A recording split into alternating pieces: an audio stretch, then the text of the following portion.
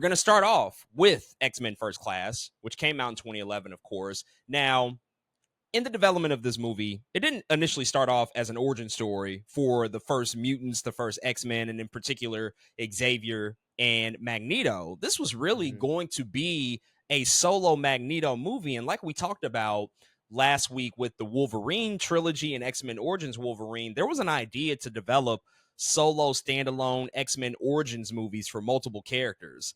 And in researching this, I had forgotten, but now it makes a lot of sense why I brought up the point that this seemed like this was going to be a long form plan from 20th Century Fox. That was because there were talks about doing an X-Men Origins Magneto movie. And during the production of X-Men 2, producer Lauren Schuler Donner had discussed the idea of a film focusing on the young X-Men, and it was met with approval, and the concept ultimately was revived during the production of X-Men The Last Stand.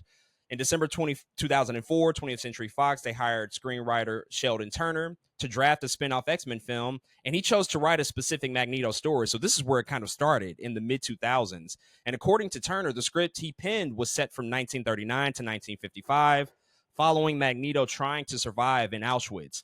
He meets Xavier eventually, a young soldier, during the liberation of a camp, hunts down Nazi war criminals who tortured him, and this lust for vengeance turns him and Xavier into enemies. And so we do see some of this DNA start to come into First Class, but it is still distinctly different than what the movie ended up being. Eventually, they hired David S. Goyer to direct the movie. We know that he did not ultimately direct it, and the film would mostly take place with flashbacks with actors in their 20s. Ian McKellen, as an older Magneto, would possibly be a framing device with some usage of computer-generated facelift that was applied to him similarly in X-Men The Last Stand. And McKellen, he reiterated his hope to maybe possibly open and close the film, sort of be the bookend of the film. And the Magneto film was planned to ultimately shoot in Australia to come out possibly in 2009, but many different factors, including the 2007 and 2008 Writers Guild strike of America, caused the producers to just flat out cancel the movie. And in thinking about this, I find it interesting upon revisiting X-Men First Class all these years, throughout all these years, that movie focuses a ton on Magneto. So they don't scrap really any of these ideas. Obviously, some things change and the focus of the film changed. It becomes a bit broader. It's not just focused on one singular hero, but in thinking about First Class and just where they chose to focus and the fact that they do place so much emphasis on Magneto, eventually who would be, cast as Michael Fassbender to come in and sort of portray this younger version of the character. What do you think about that? Sort of shifting focus from more of the heroic side of things to see just sort of this tragic backstory for this character form. It's so interesting, and I'm so curious what it would have looked like had we gone that direction. Especially, I think a reoccurring theme that you're going to at least hear me say throughout this episode of the podcast is that a lot of the best parts of these movies are Magneto and what Michael Fassbender was bringing to the table. And so I can only imagine if we got a complete movie with that focus on Magneto, man.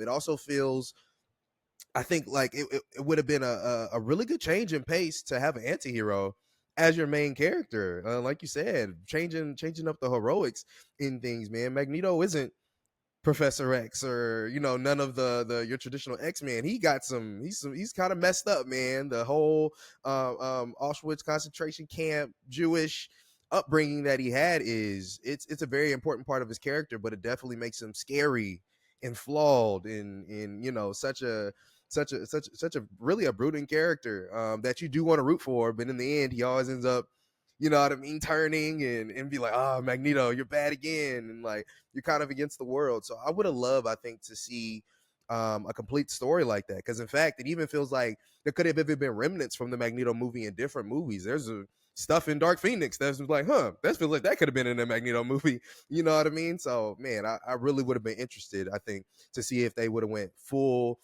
steam ahead with a Magneto movie, because I think we would have liked it. He's one of the most popular characters and the characters that we like. So I think we would have enjoyed it too. So yeah, I'm very interested to see what that would have looked like.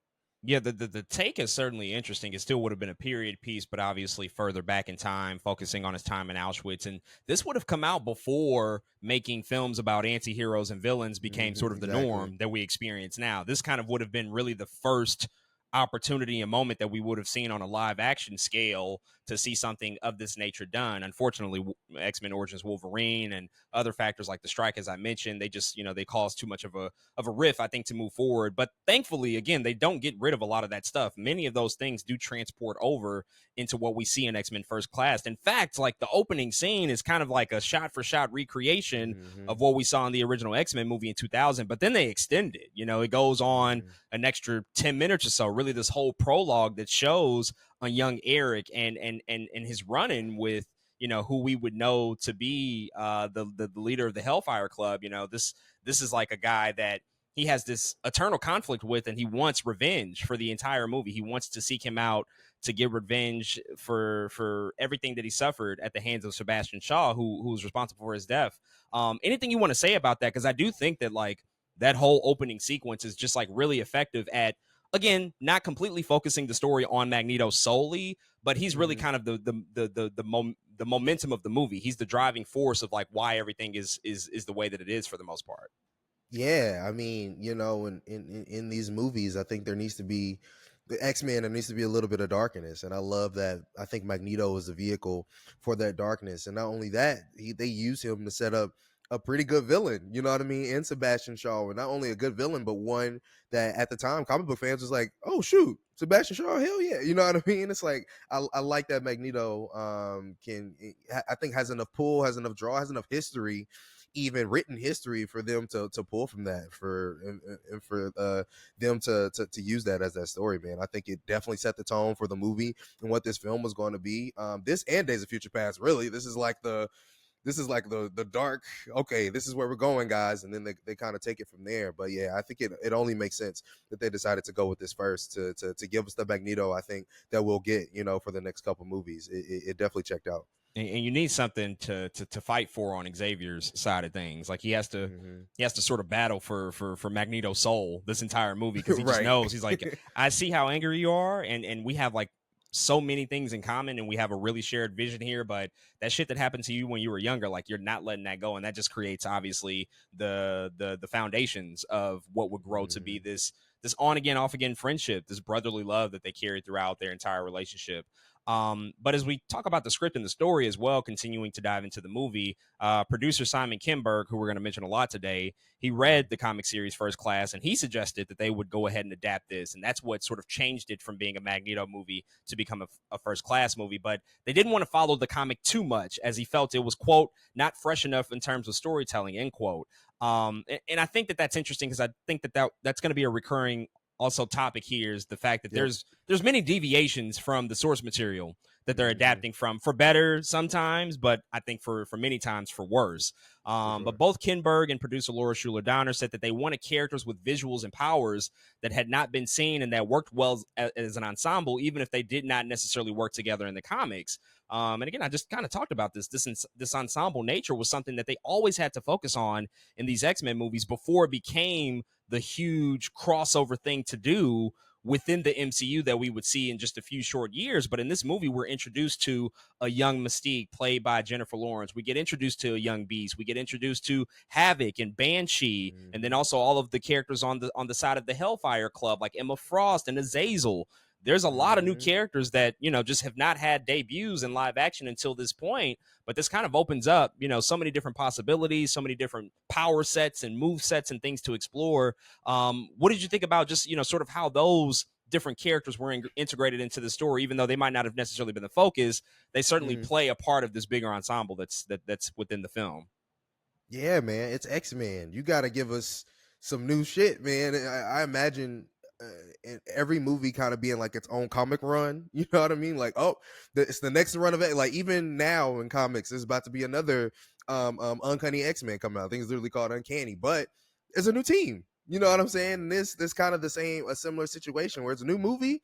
It's time to see some new X-Men. It's time to use the people we have in our arsenal, man, because a lot of those people are cool too. So it was great seeing Emma Frost, you know what I mean? Especially in diamond form and the things that she was doing in this movie. Azazel was like one of the biggest surprises for me when I seen this movie. Because again, I'm coming off of just knowing who Nightcrawler is, you know what I'm saying? I was like, is that who I think it is? So I was really excited to see somebody like him, man. And Banshee was very surprising. And I have continuity errors with Alex Summers being here, but it's okay. But like, there's a lot That was really cool, man, and I was just happy, I think, to see more X-Men. I agree exactly with what they did here. I love seeing them, because especially there's a lot of the characters that they're not our main cast in the comics or anything. They've always been side characters. So to see them, I think, in any capacity, I think kind of helps accentuate or helps, add a little bit of color to the people who are seeing these characters for the first time. It adds to their X-Men fandoms, like, oh shoot, who was that, who's that character, and it gets them excited to see them, man, or it gets them kind of a little bit more into some X-Men lore and the characters and things like that. So I love seeing these characters. I think they did a good job introducing a lot of those new characters while still maintaining a quality story.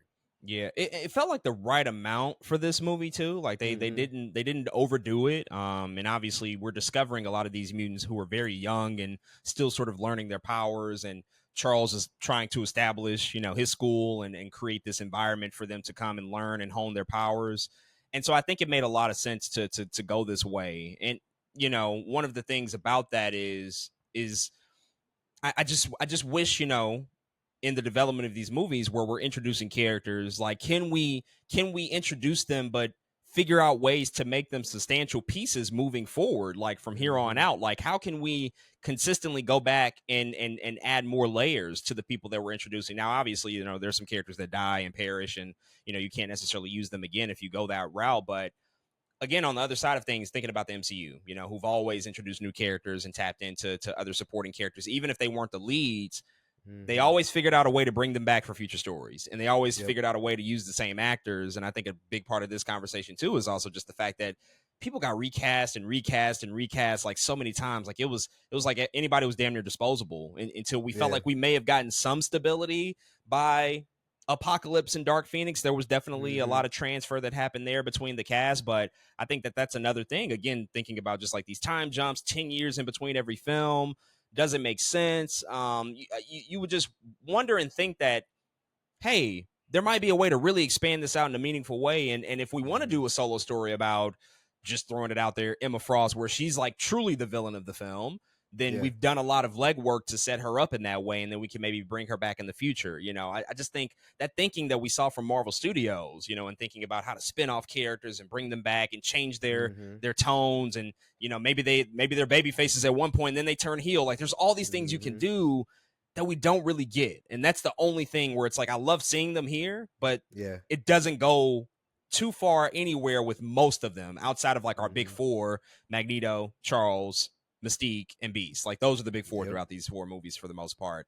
But also Bryan Singer, when he was developing the script, he set the film in a period where Xavier and Magneto, they were supposed to be in their 20s, and seeing that it was set during the 1960s, he decided to add the Cuban Missile Crisis as a backdrop, considering it would be interesting to, quote, discuss this contemporary concept in a historical context. And Laura Schuler Donner suggested that the Hellfire Club would be villains in the film. We'll get to the Hellfire Club in a second, but let's talk about the setting of the movie, the 60s. Mm-hmm. This will Yeah. become, sort of a mainstay for these movies to sort of take place a decade after the previous film. But the 60s was the initial backdrop, which, the 60s in America, very, very chaotic time, a lot of things going on, a lot of political upheaval, a lot of social things that were happening in the country, just so much stuff between civil rights and obviously war in Vietnam, all sorts of stuff that they could tap into. But the Cuban Missile Crisis was sort of this international incident, that America was, briefly involved in, that they decided to use as the backdrop. How does that feel to you, just knowing like that this story is, taking place like in the 60s, almost sort of an espionage era to an extent? Like they really kind of make it a James Bond like story. I think that's what Mm-hmm. Matthew Vaughn, when he ultimately decided to step in and direct, he wanted to do something that had elements of espionage, James Bond, which of course adds in so much stuff that you can do with the government and things that are happening Right. behind the scenes that maybe the general public doesn't know about. Another cool idea, man.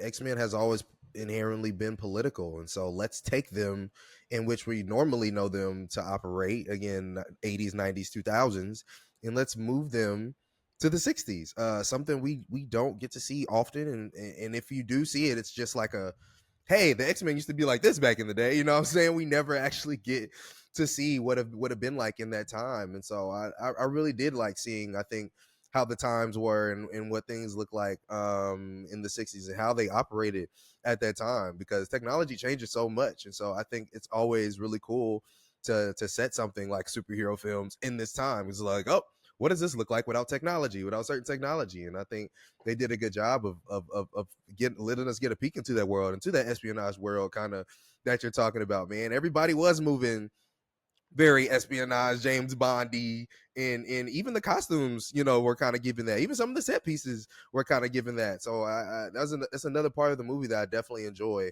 And it being set in the '60s, man, it's another good idea. So they had some ideas in this movie, man. They was doing some stuff, and so I appreciated, I think, seeing that here too.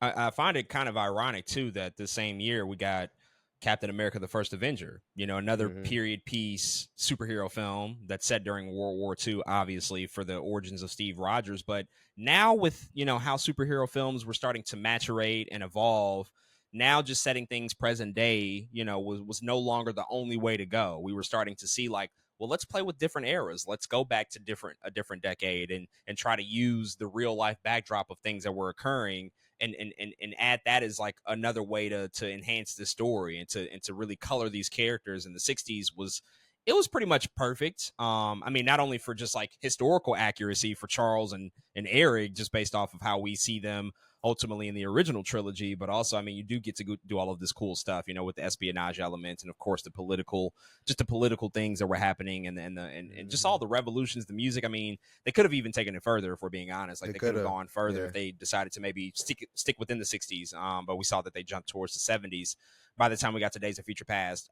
Hellfire Club, they're the adversaries in the movie. You already kind of talked a lot about some of the other members like Emma Frost, but Sebastian Shaw, he's really the big bad villain here, played by Kevin Bacon. Kevin Bacon, we've been talking about him a lot this week. A lot. He's been everywhere lately. He just had a huge villain weekend because he was both the villain in Maxine and also Beverly Hills Cop Axel F. And this guy's been a great bad guy. He's been a great antagonist, for his whole career. He's definitely known to, I think, be an adversarial sort of figure. But he finally decided to step into the superhero world and play Sebastian Shaw again, really being the foil for Magneto throughout the story. What do you want to say about just like what he brought to the movie, the fact that we got to see him on screen, see his powers, and him sort of form the Hellfire Club, and then ultimately, I think, be responsible for this big conspiracy to use the missiles during the Cuban Missile Crisis to launch, sort of this plan for world domination. Definitely huge stakes that were at play based on his plans that he wanted to carry out.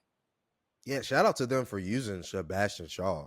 That is I wouldn't even say deep cut character. He's not a deep cut character. I think any X-Men fan knew he was a big character, but still kind of deep cut for the, the normal casual fan. And so shout out to them for just using him in general, man. And also being able to show his power set, how he absorbs energy. I thought that was cool as well. I was like, oh shoot, they actually are using him how he's supposed to be used. That's great too.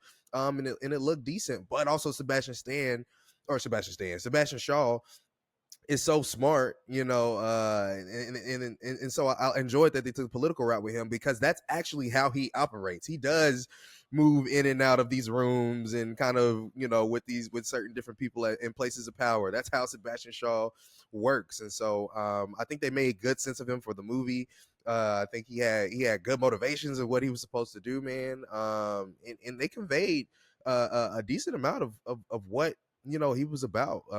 He is rich. They showed him kind of being rich. You know what I'm saying? I was like, yeah, hell yeah, show us how rich he is, and even how he treats Emma in the movie is like, yeah, that's why Emma be so mad at him in the comics or like in other media. Hell yeah, like she ain't supposed to be treated like that. So I think they did a really good job with Sebastian Shaw. And I like that they used him as a foil, because he isn't. We'll get to it later on, but he isn't like a big bombastic, I'm finna do a third act, I have energy blasts villain. You know what I'm saying? He's not Apocalypse. He's just he does have cool powers, but again, it works for exactly what they're trying to do in this moment. Oh, you want to talk about Cuba and missiles? This is dude that can absorb energy, and it's more than just the physical. It's like, you know what I mean? It's low-key like really cool commentary. And so yeah, I think they did a good job picking Sebastian Shaw, man.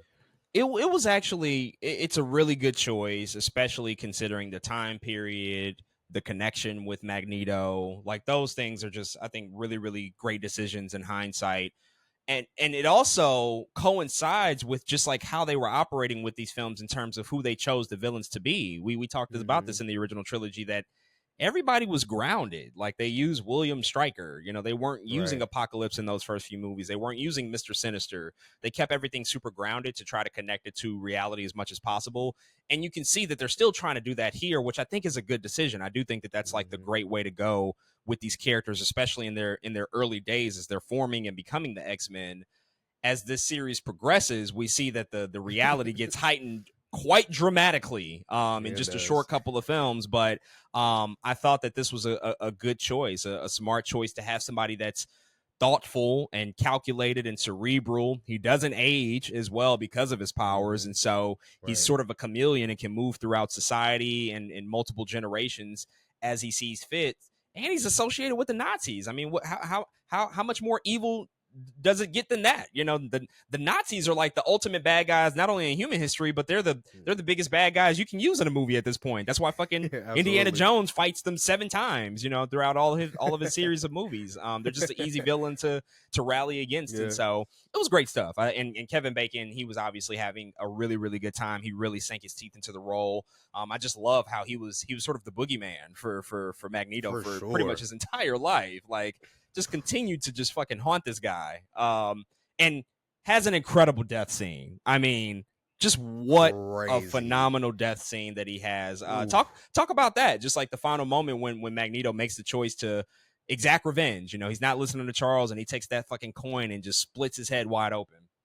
It always gives me chills because that was legit. This is the first to me like X-Men film where it's like we're gonna get violent, but like of course we're not gonna be rated R, but we're gonna get violent. And this is like a moment where you're forced to look at one of the slowest deaths possible. But it's so weird because it's a dark death, but also you're happy for Magneto because he's killing like this Nazi dude that ruined his life, Yeah. and it's going back and forth between Charles yelling at him like, "No, don't do it, Eric," and it's crazy. I think it's really good cinematography in that moment that I will always enjoy, man. But it still gives me chills because it's like, ooh, he literally. It sounds so like it shouldn't be this crazy, but he put a quarter through his head. But when you see it, it's just something about it, man. It gives you the irkies. You know what I mean? It's like, it makes you go, I can't believe he killed him like that. But man, but it's also brutal as well. It's crazy, man. I'll never forget the first time I seen it. I was like, whoa, we have entered a new territory of X-Men. I've never seen them do anything like this before. So yeah, I really love that scene. It's one of my favorite scenes in the movie. I mean, it just goes to show how crazy Magneto's powers truly are. Like how untapped I think they were in those original movies. Like we hadn't really seen the extent of what he can do. We talked a lot about that with The Last Stand. Sort of lifting the Golden Gate Bridge. That was just like a sheer force and sheer show of dominance and ultimate power. Because this is an Omega level mutant, but what about those smaller things that he can do? Those really really calculated, just like this is sinister, like the fact that he can even do Hmm. something of this nature because his powers go pretty far and make him extremely capable of some super dangerous stuff. We should talk about Matthew Vaughn as well, as the director Hmm. for this movie. At first they didn't consider him. The studio did not consider him because he had started working on X-Men: The Last Stand before he ultimately backed out. We did mention him during that episode, but after the studio saw his satirical superhero film Kick-Ass, which came out in 2010, Simon Kinberg decided to contact him to see if he would be interested in directing X-Men First Class. Turns out that was a great phone call to make. And when Fox offered Vaughn the chance to reboot X-Men and put his stamp all over it, he at first thought that the studio was joking, but he accepted it after discovering that it was going to be set in the 60s. And that was basically a big, big motivating factor for him because he could just do all sorts of stuff. He basically started to rewrite the script with the screenwriting partner, added a lot of new characters, changed some existing character arcs and dynamics. Initially, there was a love triangle between Xavier Magneto and Moira McTaggart. He ultimately cut that out of the movie. They were also thinking about including Sunspot, but that was cut out because they just didn't have enough time or money to make the character work. But they also thought about including other mentions of other things that were happening in the country at the time, such as the civil rights movement. But he felt that, quote, I had enough political subplot in this movie, end quote. Do you think this movie's better with possible mentions to the civil rights movements? Maybe figuring out a way to incorporate that, or does it just become too crowded at that point? I think it might become too crowded. Especially, given of course the influence of X-Men in the civil rights movement, maybe it's okay that they left it out. Maybe we get it.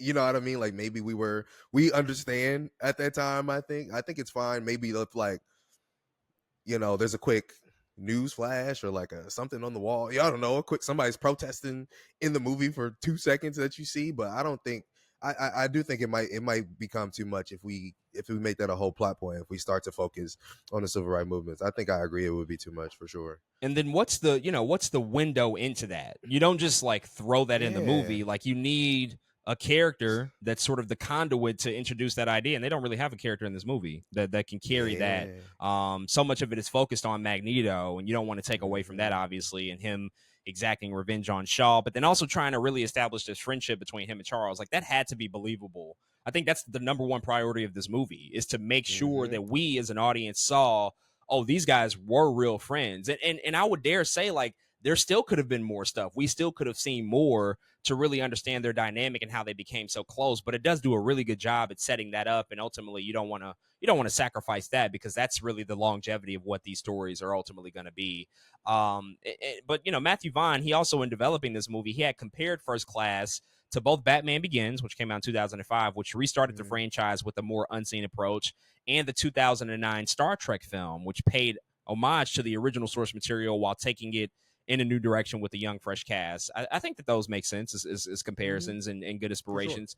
We were starting to see more of that during this time, where it's like, oh, let's figure out a way to sort of go backwards but still do something like different at the same time. Like that was becoming, I think, more of a norm within Hollywood and with sort of some of these bigger franchises, because you can only do so many stories, and I think in order to remain fresh and relevant, you kind of have to figure out ways. Well, okay, well, if we're going to reboot, then what is that going to look like? And so again, I think that this all paid out for them in a really good way.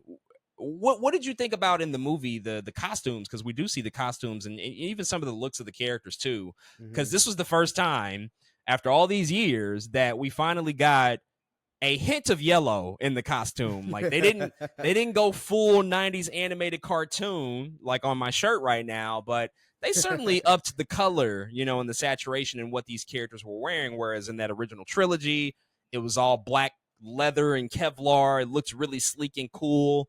They might as well have been in a biker gang or something of that nature. But now we're trying to get a little bit closer to, I think, what people recognize the X-Men as, with this yellow and blue sort of costume treatment that they had. Yeah, they were going for what the original X-Men looked like, with the black and yellow, and yeah, and just what that looked like, and especially in a movie where so the Hellfire Club is always supposed to be dripped out. Like that's just who the Hellfire Club is. They supposed to be like the most best dressed mutants we've ever seen, and so I think you just gotta up the costumes in general, like across the board, man. You gotta give us a glimpse into what the original X-Men kind of look like and what that black and yellow look like. You gotta give us a glimpse into what the Hellfire Club could look like if they're dressed properly as well. And I think they did.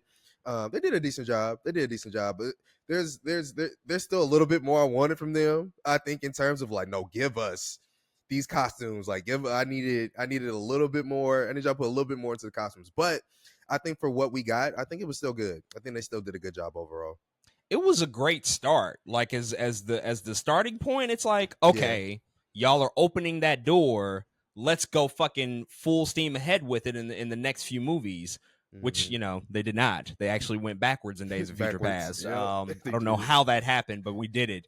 But at the time, it felt like, okay, they're gonna finally explore something that felt more comic accurate compared to what we had seen before, which we started to see again on the other side of things with the MCU and the movies that they were developing.